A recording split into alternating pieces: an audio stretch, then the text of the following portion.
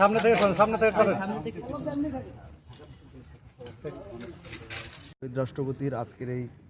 দিনে শহীদ রাষ্ট্রপতিকে গভীর শ্রদ্ধার সাথে স্মরণ করছি এবং তার অম্লান স্মৃতির প্রতি শ্রদ্ধা রেখেই আমরা বাংলাদেশ জাতীয়তাবাদী ছাত্রদল ঢাকা বিশ্ববিদ্যালয়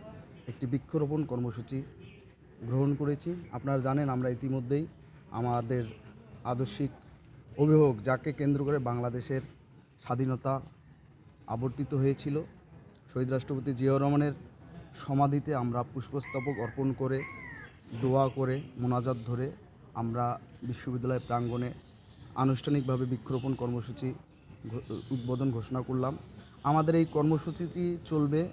এই বর্ষাকাল ব্যাপী, অর্থাৎ জুন জুলাই মাস ব্যাপী। আমরা ইতিমধ্যেই আমাদের নোটিশের মাধ্যমে আপনারা দেখেছেন যে আমরা আমাদের নেতাকর্মী এবং সমর্থকদের সবাইকে অন্ততপক্ষে 10টি করে বৃক্ষরোপণ করার জন্য আমরা নির্দেশনা প্রদান করেছি এবং শুধু বৃক্ষরোপণ করার মধ্যেই আমাদের সীমাবদ্ধতা রাখলে হবে না। এই বৃক্ষটি রোপণ করার পর পরিচর্যার মাধ্যমে কিভাবে বৃক্ষটি একটু পূর্ণাঙ্গ বৃক্ষ পরিণত হয় সে ব্যাপারেও আমরা সজাগ থাকার জন্য নির্দেশনা প্রদান করেছি। বাংলাদেশের বর্তমান যিনি প্রধানমন্ত্রী জনাব তারেক রহমান 5 বছরে 25 কোটি যে বৃক্ষরোপণ কর্মসূচি, সেই পরিকল্পনা বাস্তবায়নের অংশ হিসেবেই আমরা গতকালকে শহীদ রাষ্ট্রপতি জিয়াউর রহমানের শাহাদত বার্ষিকী উপলক্ষে এই পুরো বর্ষাকাল জুড়ে বাংলাদেশ জাতীয়তাবাদী ছাত্রদল ঢাকা বিশ্ববিদ্যালয়ের প্রত্যেকটি নেতাকর্মী প্রতিজন 10টি করে বৃক্ষরোপণ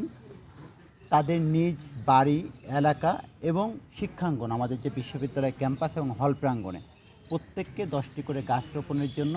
আমরা একটি কর্মসূচি গতকাল ঘোষণা করেছি। সেই কর্মসূচির অংশ হিসেবেই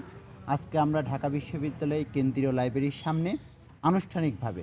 বাংলাদেশ জাতীয়তাবাদী ছাত্রদল ঢাকা বিশ্ববিদ্যালয়ের সংগ্রামী সভাপতি গণেশচন্দ্র রায় সাহস্য, আমরা বাংলাদেশ জাতীয়তাবাদী ছাত্রদল ঢাকা বিশ্ববিদ্যালয়ের নেতাকর্মীরা আনুষ্ঠানিকভাবে সেই কর্মসূচির আজকে উদ্বোধন করলাম। এবং আমরা মনে করি এই কর্মসূচির মাধ্যমে একই সাথে যে পরিবেশ সংকট এবং আমরা যে জলবায়ু ও পরিবেশ সংকট, যে সংকটের কারণে আমাদের যে আবহাওয়ার যে পরিবর্তন ঘটছে, আমরা মনে করি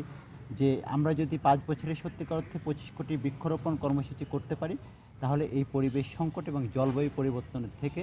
আমরা বাংলাদেশকে রক্ষা করতে পারবো এবং একই সাথে বিশ্ব জলবায়ুর যে পরিবর্তন ঘটছে সেটিকে আমরা রোধ করতে পারবো।